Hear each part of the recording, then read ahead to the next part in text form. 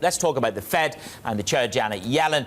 She said that the central bank's task has shifted from a post-crisis exercise of healing the economy to one aimed at holding on to progress made. Yellen and her colleagues are hoping to ease back significantly this year on the level of support that the Fed is providing to the US economy as they close in on their goals of full employment and 2% inflation. Yellen spoke to Ann Arbor in Michigan.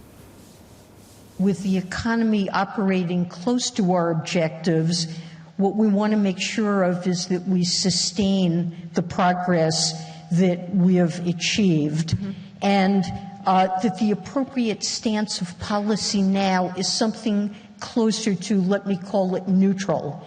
So whereas before we had our foot pressed down on the gas pedal trying to give the economy all the oomph we possibly could, now allowing the economy to kind of coast and remain on an even keel, to give it some gas, but not so much that we're pressing down hard on the accelerator. That's a better stance of monetary policy. It was Janet Yellen, the Fed chair there, speaking yesterday on a broad topic of conversation. Let's bring Ed Shing back into the conversation from BNP Paribas, where he's the global head of equity derivatives. When you look at relationships between rising cycles from the Fed, we're now a neutral position according to Yellen. Do you think this is really neutral? 3 hikes 2017, that's a neutral Fed, and this is what happens typically between the S&P 500 and rising rate cycles. Are we in for more of the same? Well, I think it's clearly not a neutral rate in monetary policy yet from the Fed. I mean, they still have a massive balance sheet. Real interest rates are still deeply negative, so you could hardly call that neutral right now. I think the problem is Janet Yellen is in a very difficult position, because if you were to look at the unemployment rate of 4.5%, you would say, we're already below the Nauru. We are at full employment. Wage growth is just around the corner. We need to raise rates now, and actually fairly aggressively. On the other hand, you have a very patchy economy.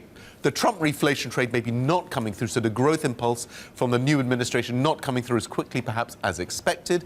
And indeed, the consumer seems to be slowing. There are patches such as auto sales, department store sales, which are actually downright weak and weakening, which is a bizarre thing to have at a time when you should have very strong growth. You mentioned the impetus not coming through from Trump, or at least not soon enough. Do you not expect tax reform to come through this year? Do you not expect infrastructure spending to come through this year, or at all? Well, I think the problem, Matt, is it's like a pipeline, and we've already had one big failure of pipeline, which has been the healthcare reform. There was no repeal and replace of Obamacare. That remains in place. So that already is one significant failure of the new administration, and I think they can ill afford a second failure in short measure. So I think what is likely to happen is that they will try to learn from their mistakes, and instead of tackling another intractably complicated issue such as tax reform, maybe go simpler. And this is the view of our economists. They think we will go for tax cuts rather than tax reform, because tax reform is an incredibly thorny issue like healthcare reform. So let's make it simple. Let's go for the easy win. Let's cut those taxes, get corporate reform underway, and let's try to boost the economy.